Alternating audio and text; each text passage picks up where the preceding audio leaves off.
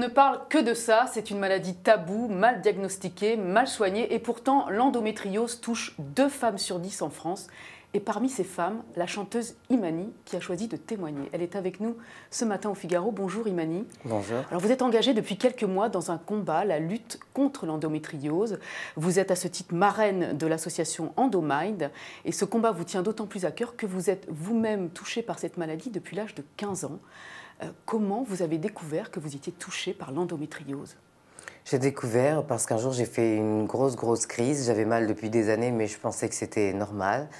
Et j'étais en vacances à Tahiti, je suis allée voir un gynéco qui n'était pas celui qui me traitait en urgence. Et lui, il a su reconnaître tout de suite les symptômes, il m'a posé les bonnes questions.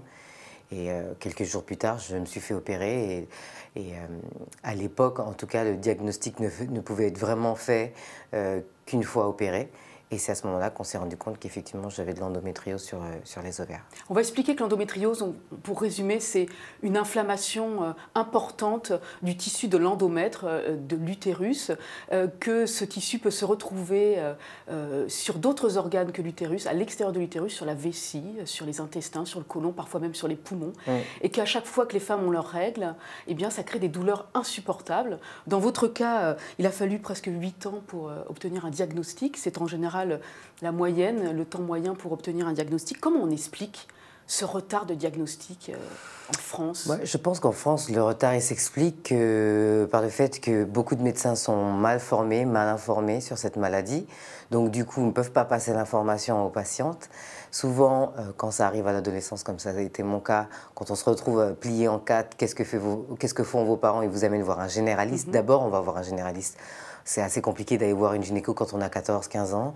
Donc on va voir un généraliste qui vous donne un antalgique et on retourne à la maison avec son antalgique. Et puis finalement, on revient, on fait des allers-retours avec plein de médecins qui vont vous donner la pilule parce qu'on donne ça pour soulager, mais finalement on ne soigne pas. Les douleurs de règles habituellement. Voilà. Et alors, bien souvent, ce qui se passe, c'est quand il y a un désir de grossesse, c'est là qu'on s'aperçoit que vous avez une endométriose parce que peut-être vous avez du mal à avoir un enfant. Et pendant tout ce temps-là, vous preniez la pilule, les symptômes ont été masqués.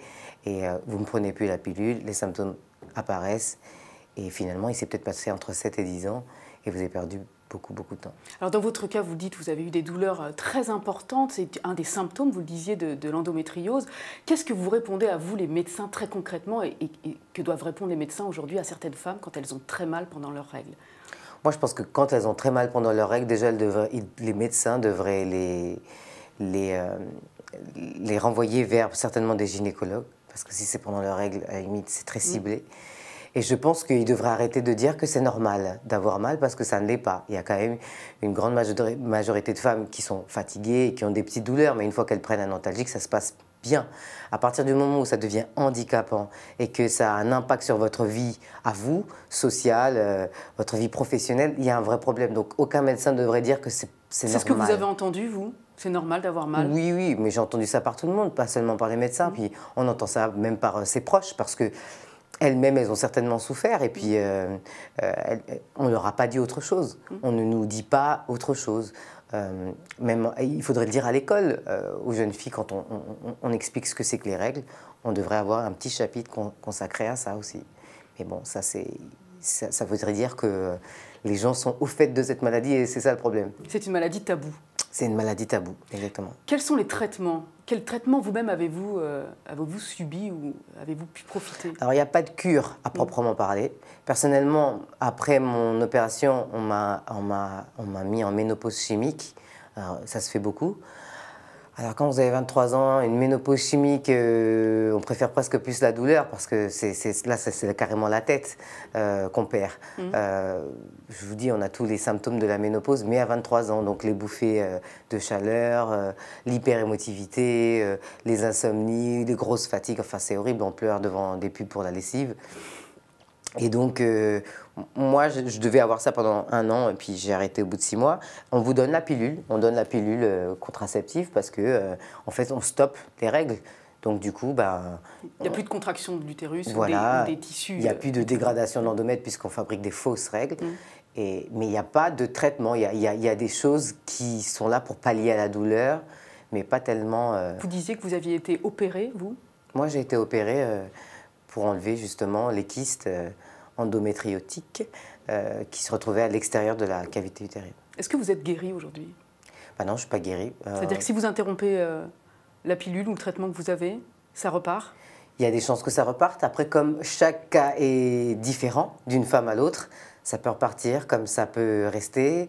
Et ça peut être pire, parce que pendant tout ce temps-là, vous avez masqué les symptômes, mais ça ne voulait pas dire que vous n'étiez pas atteinte.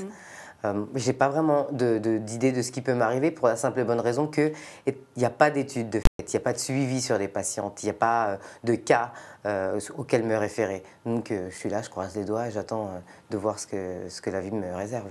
C'est la première cause d'infertilité chez les femmes en France, de stérilité, donc des problématiques pour avoir des enfants. Est-ce que dans votre cas, vous pourrez avoir des enfants?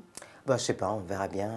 C'est des choses que j'aime pas tellement discuter en public parce que ça concerne moi et mon conjoint et que c'est plus que moi-même. Je peux parler de mes histoires d'endométriose parce que ça ne concerne que moi.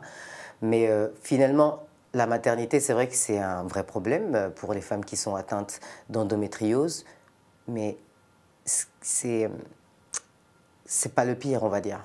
Je sais que ça va faire crier quelques femmes qui essayent depuis des années à faire des filles, mais c'est pas le pire. Le pire, c'est de souffrir 30 ans de sa vie, parce que c'est de la puberté jusqu'à la ménopause, pendant les règles, donc tous les mois, pour à la fin ne même pas réussir à procréer. C'est-à-dire que toute cette souffrance, elle sert à rien. À chaque fois, je rigole, je dis c'est juste pour enrichir les sociétés de Tampax. Mais si à la fin, on n'a même pas d'enfant, je pense que le pire, c'est ça. C'est-à-dire que le pire, c'est de souffrir tout ça pour rien et qu'entre-temps, en plus, on est obligé de construire sa vie autour de ça, de construire sa vie autour des douleurs, autour du fait qu'on sait que pendant une semaine, on ne pourra pas sortir, on ne pourra... certaines femmes devront poser des jours. Elles ne peuvent plus travailler. Elles ne peuvent plus travailler, donc elles peuvent perdre leur emploi, elles peuvent perdre de l'avancement dans leur emploi. Il y a des vrais problèmes de couple, parce que quand vous avez des problèmes... avec votre conjoint, parce que vous ne pouvez plus avoir de relations sexuelles parce que ça fait mal, vous ne pouvez pas l'expliquer, donc lui il ne peut pas le comprendre. Alors c'est déjà difficile en amour, en couple tout court, alors si vous rajoutez ça, donc il y a beaucoup de divorces, il y a beaucoup de séparations. Derrière, les problèmes d'infertilité, ça cause aussi des problèmes dans les couples, ça déchire des couples, donc ça cause la précarité, ça cause l'exclusion sociale, l'isolement, et souvent le mot qui revient souvent de la part de ces femmes, quand je lis des témoignages ou quand elles viennent me parler, c'est on se sent extrêmement seul. Donc si vous voulez, à la fin, quand vous mettez ça sur une balance, et à côté de ça, il y a des problèmes de fertilité, finalement la fertilité, c'est même pas le pire. C'est accessoire. Ouais, c'est même pas le pire. Ouais. Quel conseil vous donneriez aux femmes qui ont besoin de s'informer parce qu'elles ont des douleurs violentes, elles ne savent pas ce qu'elles ont? Est-ce qu'il y a un site internet sur lequel on peut les renvoyer? Aujourd'hui, il n'y en a pas, mais on va y travailler. Il va y avoir une campagne. Le site de votre association, peut-être, Endomind? Oui, il faut aller tout à fait sur la page de l'asso Endomind. Il faut les contacter. C'est des femmes très disponibles. C'est une association de mission. Ce n'est pas une association de patientes. Donc, leur mission, c'est vraiment d'informer le plus grand nombre. Et elles ont aussi des contacts de médecins par région. Je pense que plus ça va et plus le répertoire il va grossir parce qu'on va... c'est aussi un échange. Vous connaissez un bon docteur, vous allez donner ses coordonnées, on va les passer.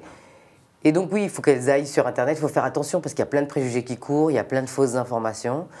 Moi, je suis la marraine d'une association que je trouve très compétente. Il faut les contacter et puis à partir de là, nouer un dialogue. Et puis il ne faut pas avoir peur de dire « je pense que je l'ai, comment je fais ?»